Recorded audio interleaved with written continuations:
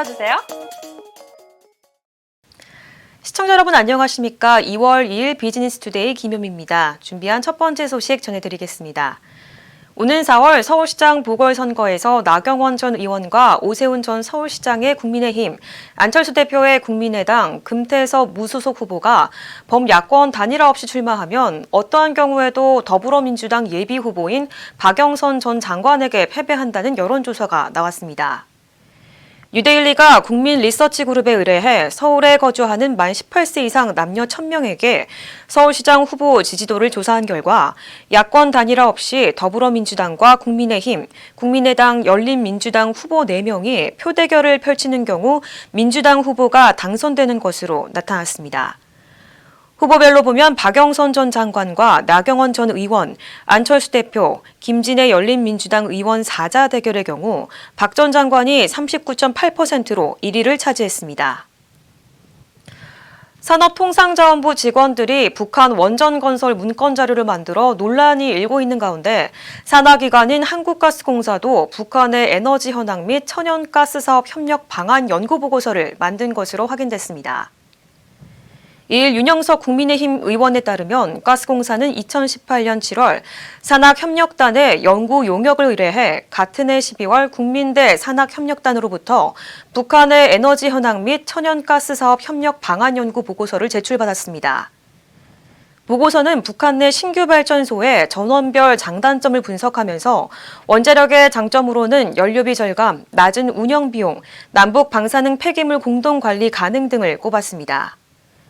이와 관련해 가스공사는 당시 남북 경협 활성화를 대비해 만든 스터디용 보고서라며 확대 해석을 경계했습니다. 지난해 코로나 확산에 따른 비대면 수요 증가로 반사 이익을 얻은 네이버가 임원들에게 총 31억 원 규모의 자사주를 상여로 지급했습니다. 이일 네이버에 따르면 이번 자사주 상여 지급 대상이 된 임원은 90명으로 총 8,820주가 지급됐습니다. 가장 많은 상여를 받은 인물은 한성숙 네이버 대표로 약 3억 5,500만 원을 받았습니다.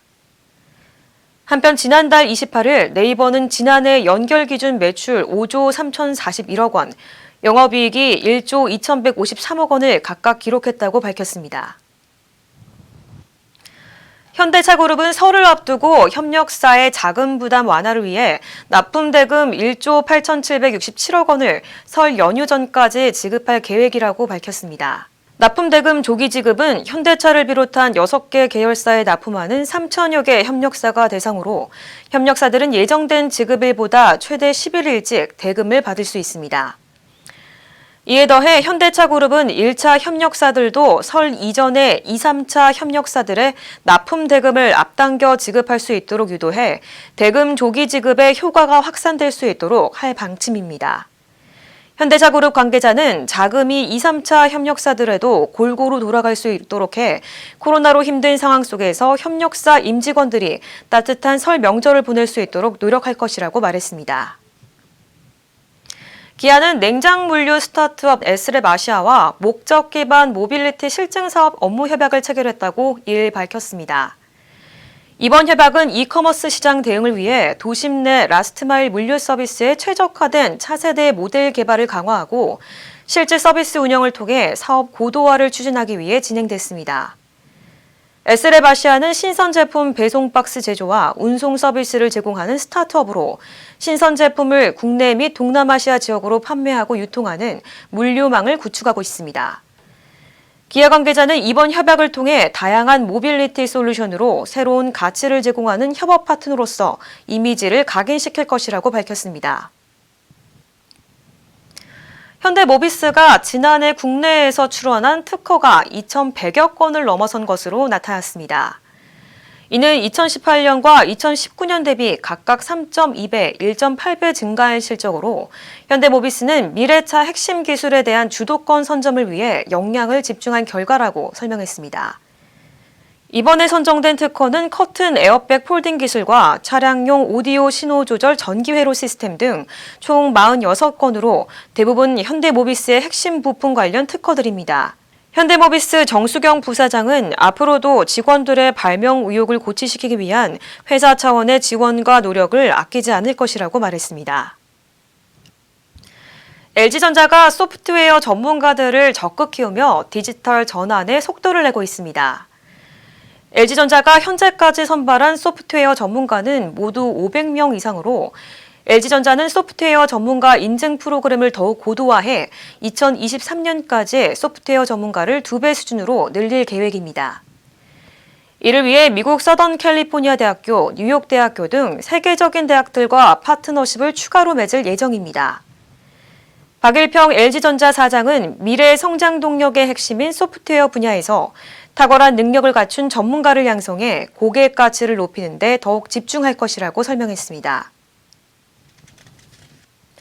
유승민 전 의원이 더불어민주당의 판사 탄핵 소추안 발의에 대해 조폭들이나 하는 공갈, 협박, 보복을 180석의 여당이 하고 있는 것이라고 비판했습니다.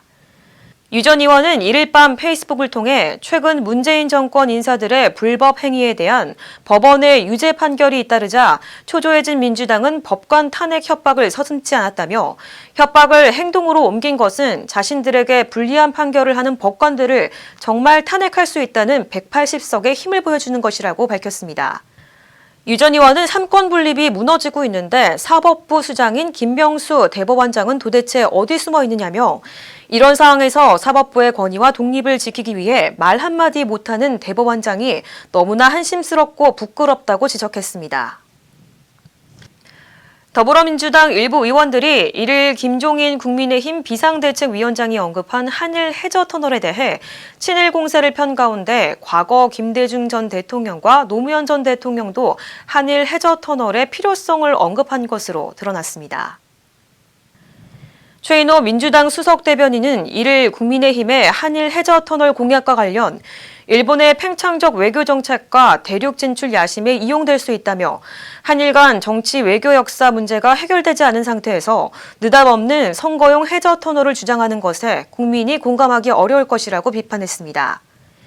그러나 민주당 최 대변인의 발언과 관련해 정치권에서는 민주당이 야당을 공격하기 위해 친일 프레임을 내세우다 김대중, 노무현 전 대통령까지 친일로 모는 자가당착에 빠졌다는 지적이 나오고 있습니다. 비즈니스투데이 오늘 준비한 소식은 여기까지입니다. 시청해주신 여러분 고맙습니다.